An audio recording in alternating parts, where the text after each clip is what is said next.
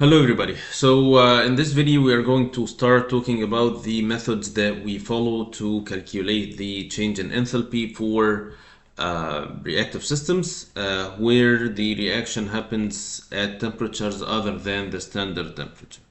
Again, I just want to remind you that we are considering the cases where the pressure is not affecting the delta H or the change in enthalpy for the reactive system, which applies for intermediate and low pressures or pressure changes.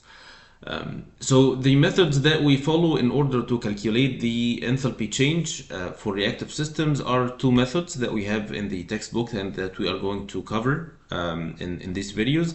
The first is called the heat of reaction method.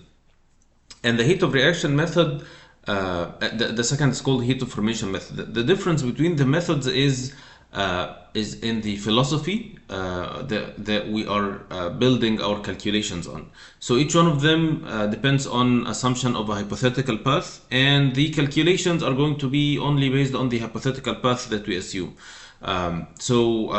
This is going to be the main idea of the whole calculation. So if you can understand this hypothetical path well, the rest is going to be just calculations. It's not quick calculations. It's gonna take time, but it's going to be something that we did before. So it's not something new. So for the heat of reaction method, this method requires the knowledge of heat of reaction or reactions involved, and we calculate delta H based on this knowledge of this test. Just one thing that we need to remember, that we can calculate the heat of reaction at standard conditions. So we start with what we know, the reactants at the inlet temperature and pressure, of course, and we have the products at the outlet temperature and pressure, and we don't know the difference in enthalpy to go from here to there.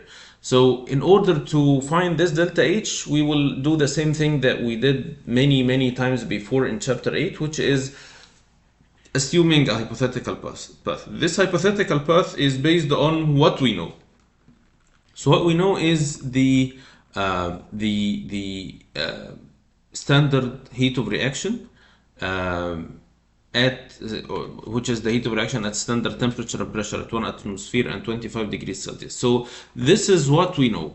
So what we will do is we will construct a hypothetical path that contains this step as one of the steps of the hypothetical path.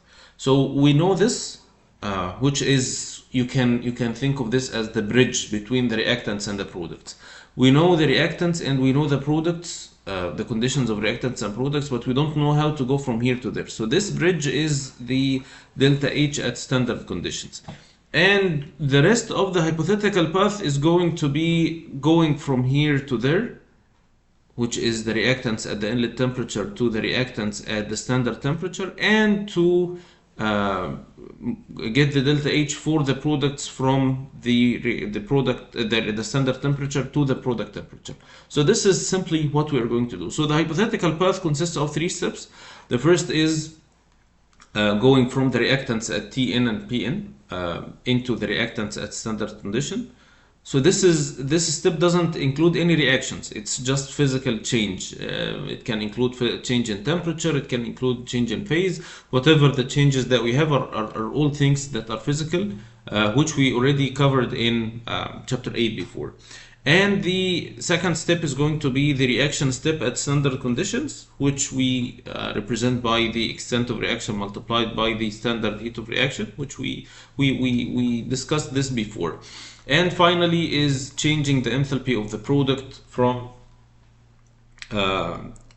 the standard conditions to the product actual temperature or exit temperature. So this is simply the philosophy of this method. And as I told you before, that this is the basis of the calculations.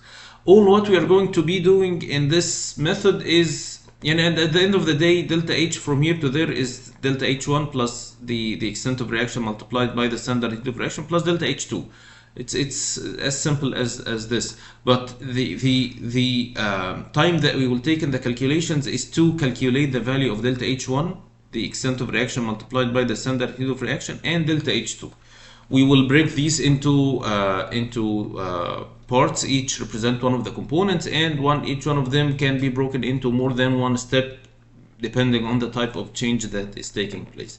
But at the end of the day, this is what we are going to be doing. So again, this is what I want to stress on. If you understand this idea of or the philosophy of the method, then the rest is going to be repeated things. So I'm going to go into more details of this method now, and I'll talk about the next method later, inshallah, when we are done with this. So to apply this, we will apply this method. We will apply it on an example, and in this example we have a furnace that operates by burning propane. So we have propane gas at 25 degrees Celsius and 100 moles per second, and the air consists of 600 moles oxygen and 2256 moles nitrogen. So this is the air. This is after calculating the excess air. So if you write the balance equation, each 100 moles will require 500. So we are adding 20% more, which is 100 more. So it's going to be 600. And the temperature of air is 300 degrees Celsius, and we have complete combustion, meaning that the combustion leads to the production of carbon dioxide. We don't have any carbon monoxide produced in this furnace, and the effluent streams and it takes place to all the propane. So it means that all the propane is consumed, so we don't have any propane here, as you see. And the effluent streams leave the furnace at 1000 degrees Celsius. So the temperature here is 1000 degrees Celsius, which is the same temperature inside the furnace where combustion takes place. And we need to calculate the amount of heat produced. And of course, this is an energy releasing reaction. This is a combustion reaction, so we know that the heat would be produced from this furnace. So I would like to take it systematically. So the first thing is, and this is something we mentioned before in this chapter and the previous chapter, that we have to start with mass balance or mole balance. So we have to make sure that all the flow rates are known to us. So this is going to be very, very simple calculation. So this is the balanced reaction that we have. We have 3 carbons in, 8 hydrogen in, and 10 oxygen, 6 and 4. So the equation is balanced. And the mass balance is going to be very, very simple. If you do balance on, we know that there is no propane here, so the propane out is 0, in is 100, and we can calculate the extent of reaction. And this is important. This is going to be a big part of the calculation. So we need to make sure that when we do the calculations using the heat of reaction method, that we know the extent of reaction. Then for the oxygen, we can calculate the number of moles of oxygen, number of moles of nitrogen, carbon dioxide, and water. So it's very, very simple. So we know all the flow rates, we know all the temperatures, all the pressure, the composition. So we know everything. And now we want to apply this method. So before we go into the calculations of delta H, we need to know why we are calculating this delta H. So I know that in this kind of questions or problems, that you are thinking of all the steps that you need to follow in order to calculate delta H. But first you need to see where will this delta H fit. So this delta H is part of the energy balance equation, which is the big picture. So we have to start with the first thing, which is the energy balance. We have no work here, it's just a furnace. We have no information about the kinetic and potential energy, so we'll ignore the difference in kinetic and potential energy. So the equation will end up to be Q equals delta H. And this delta H is the difference between the enthalpy of the feed, the product, and the feed. And this is something that we said before, that since we have a reaction, we cannot just say it is N multiplied by H out minus Hn. It has to be calculated using the methods that we are talking about now. So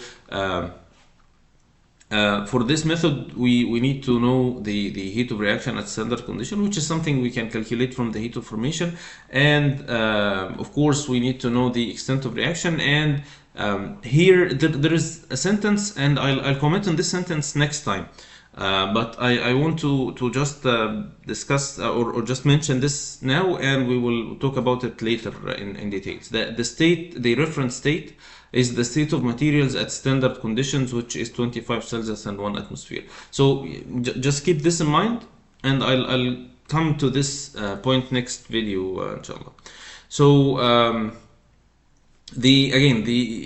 you have to keep this schematic in mind, that these are the steps that we follow for calculating of delta H, which is H1 plus H2 plus H3. So this is what we are going to do the calculations to fulfill. So for H1, it's going to be the propane going from 25 Celsius to propane here at 25 Celsius, which is the same.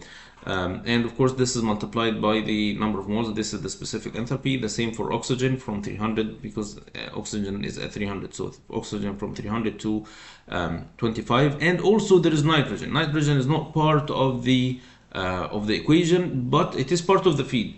So this is something we need to remember, that the inerts are although they are not part of the reaction, but they are part of the feed going into the system. So they consume energy. They take energy to get to increase their temperatures. So this is something that we need to remember, that for inerts like nitrogen, we have to include this in the calculations. Again, nitrogen is going to be discussed in some details in the next video, but let's take it for now as it is, and we will discuss it later in more details. For H2, it is the extent of reaction multiplied by delta HR. We already calculated the extent of reaction, and we can calculate the delta HR node. And finally, we have the products, which are oxygen, nitrogen, carbon dioxide, and water, and we will have the delta H from the standard temperature, which is 25, to the product temperature, which is 1000. So we mentioned these points before, that the reactants and products are not at the same temperature. So this is something that we will account for. And the inerts, they are parts of delta H1 and delta H2 as well. So these are points to keep in mind. Okay, so for to simplify things and make it more organized, we have this table that is in the textbook. It's a very nice table that we mentioned before in chapter 8, that we used to summarize all the data regarding the flow rates, regarding the enthalpies or specific enthalpies for each one of the components in both the feed and the product stream. And this delta H is going to be the multiplication of each one of these two, and then the sum of the multiplications, the same here and the same here. So this table is easy to organize things in your mind and during the calculations. So for delta H1, we said it's for the propane, for oxygen, and for nitrogen. We have propane starting from 25, ending at 25, which is going to be 0. There's no change in anything, no temperature, no pressure, no phase, so it's the same. For oxygen, it starts at 300 degrees Celsius and ends up to be 25. So it's going to be the integral of 300 to 25, which is going to be something we did many times before, and we can get this number. There is the same thing is going to be for nitrogen, which is the integral of nitrogen from 300 to 25. So this is what I was saying, that in this calculations, we are not doing anything new. It's just about the structure of the calculation of delta H, and just breaking it into parts. So now we have delta H A, B, and C, so we can calculate delta H1, which is the first step in the hypothetical path, to be each one of the flow rates multiplied by its delta H, which will be negative 2.34 times 10 power 4 times 10 power 4 kilowatt or kilojoules per second. There are some helpful things that we can that would save us a lot of time. One of them, this thing, is the table B8. We will come to table B8 in a couple of slides, but just to remind you that some of these integrals are already calculated, and we already talked about this at the end of chapter 8, if I'm not mistaken. And we said that there is a table that contains the tabulated data for the enthalpies with the reference state of 25 degrees Celsius, which is the same temperature here. We just have the opposite of the integral, so it's going to be negative of the number that is in the table. But so this is something we can use, and it will save us a lot of time of picking numbers from the table and doing the integrations. So this is a time saver. For the second step in the hypothetical path, we can use the heats of formations, the standard heats of formation. So it's going to be the heat of formation of carbon dioxide multiplied by 3 plus water, liquid water multiplied by, and this is something to remember, that the standard phases are going, or the phases depend on the material phase at the standard condition. So at 1 atmosphere and 25 Celsius, carbon dioxide is gas, propane is gas, oxygen is gas, but water is liquid. We know this from table B1. You can see the boiling points of the material. So this is something you can easily tell. So for the water, the normal boiling point is 100. And for carbon dioxide, it sublimates at negative 78. So it's already gas at very lower temperatures. The same for oxygen, the same for propane. So the water would be liquid at these conditions. And by substitution, we can get delta HR node, and from the mass balance we know the extent of reaction, and from this we can get delta H2 dot, which is negative 2.22 times 10 power 5. So this step is very simple step. Finally, for the last step, we have the four components in the product: oxygen, nitrogen, carbon dioxide, and water. And for these we will do the same thing. We will start with 25 going to 1000. So this is the first thing for oxygen. Nitrogen is the same, and carbon dioxide are the same. They are all the same, going from gas at 25 to gas at 1000. The one that's gonna take time is water, because we have water liquid at 25 Celsius and we want it to reach or to be water vapor at 1000 degrees Celsius. So it has to go through 3 steps. So we have to heat it until it reaches the boiling temperature, or the boiling point, which is 100 degrees Celsius. So it's liquid at 25 to liquid at 100.